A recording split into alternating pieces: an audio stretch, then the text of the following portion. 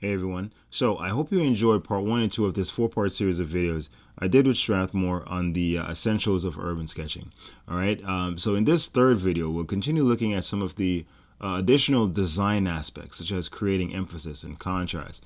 And also, I share some useful tips on how to sketch and simplify a few things that you'll come across often in urban sketching. I'm really thankful again to Strathmore for allowing me to share this video with you, and I hope you guys enjoy it.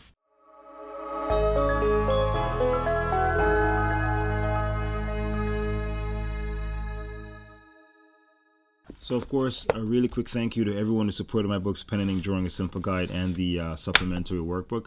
And for every single review, every feedback, every message I've gotten, thanks so much, guys. And remember, if you want me to see your drawings that you've created that were inspired by the book, or just in general, you can just tag me in your stories on Instagram, and I'll definitely share them. I love seeing, the drawings that you guys create. And remember to follow me on Instagram. I'm always posting new drawings and sharing some quick tips over there. And, hopefully stuff that will bring you some motivation and, helps to keep you inspired.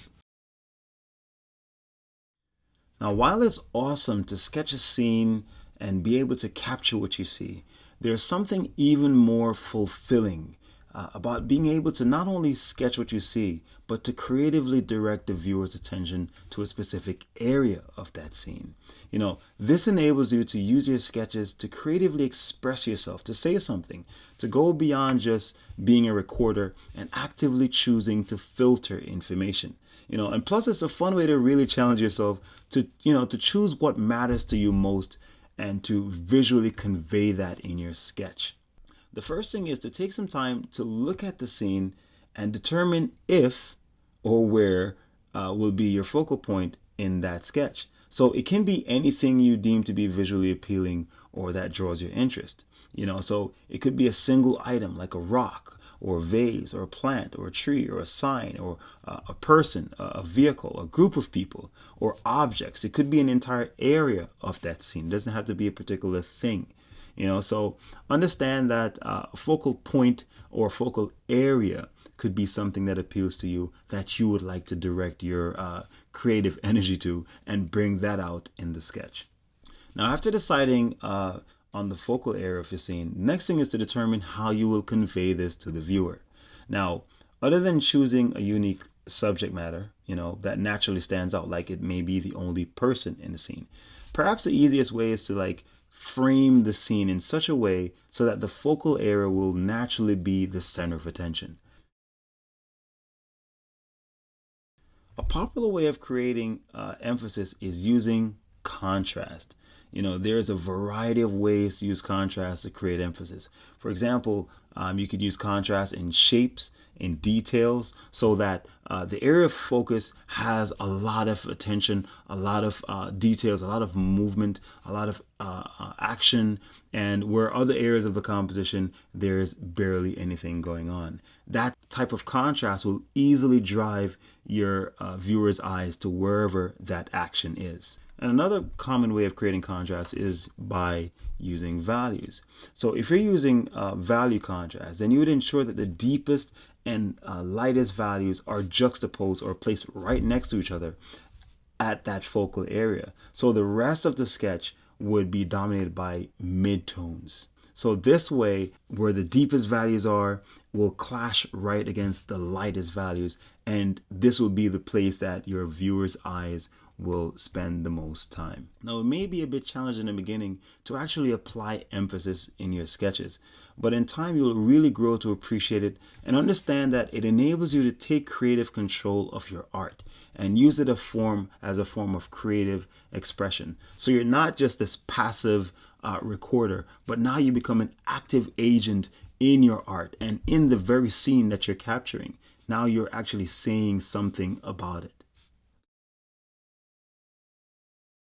So I'll share a few tips on drawing some of the common elements you may find in urban sketching, like buildings and people and vehicles and trees and so on. So let's start with people. Now, oftentimes we shy away from sketching people because a human figure can be quite intimidating, and rightfully so. I mean, the figure is really one of the most complex forms that you could ever draw. However, the key is to draw them using simple shapes. Resist the urge to draw details or to slow down and be meticulous about getting everything right. Don't strive for exactness. Think again about what I'd mentioned before when breaking down a scene. Think circles, ovals, triangles, rectangles. Think basic, simple shapes and try to capture the pose of the torso first and then add the head and the appendages, the legs and the arms. Think torso first and then just add legs and arms and the head. And use simple shapes and you'll find that this will be a really fun experience. Trees are really fun. But of course, it's easy to be put off or be intimidated, just like with the human figure, by the overwhelming amount of details, especially in the leaves. All right. Now, the key is to ignore them. Well, at first, focus on the outline, the dominant silhouette, the overall shape, and sketch that first. Then try to sense the basic light and shadow position and a value pattern, and then just lightly suggest a shadow and some gestural marks or strokes, and that's about it. Keep it simple. Practice this kind of simplified way of approaching trees, and they will become one of your favorite subjects in urban sketching. Now, buildings are everywhere, right? The key to drawing a building is first proportion. Proportion is number one, and then the structure and the position. Now, think of where the building is positioned and establish its grounding first. Then start to mark off its limits. Where's the highest point, the widest point? Are there major divisions, and landmarks, or are there major doors or windows? Those are the types of things you have to think about before you actually start thinking about the bricks and the fine details. Think about the major aspects, the framework that holds it together. And then, can use dots as a way of marking those areas, those landmarks. And then it's just a matter of connecting the dots and putting it all together. The cool thing is the dots will serve in different purposes. One, they'll help you to establish the proportions and the structure. And then they will actually be guides themselves as you actually develop that drawing. You don't want your buildings to be leaning or toppling over. So to ensure that your buildings are seen in perspective and are consistent among each other, you have to make sure that you establish your horizon and establish where the vanishing points are. And then that will give you a sense of how to form the diagonal lines that will form the edges of those buildings. And then from there, you'll find that maintaining that consistency will be a lot easier. Doors, windows, roofs, fixtures, and so on, they don't need to be rendered in detail. And here I'll emphasize the importance again of appreciating the abstract, saying more with less, implying more, suggesting more, to convey, not necessarily to say. That's the important thing about, urban sketching. You want to have fun. It's just like a summary, writing summaries. You're abbreviating. You're trying to be concise. You're trying to be more expressive of what you say without spelling it out.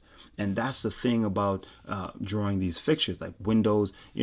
Try to minimize the amount of information that you provide while still conveying the essence of what that structure or that thing is.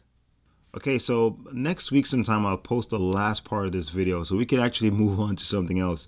I know you guys have been missing some new tutorials on watercolor, perhaps some figure drawing, portrait drawing, and so on. All right, so thanks so much for watching. And if you like this video, remember to give it a thumbs up, guys. It really helps a lot. And also, if you haven't subscribed already, remember to do that. And also click that notification bell so you won't miss any new uploads. All right, and as usual, thanks so much for watching. Keep practicing, and I'll see you in the next video.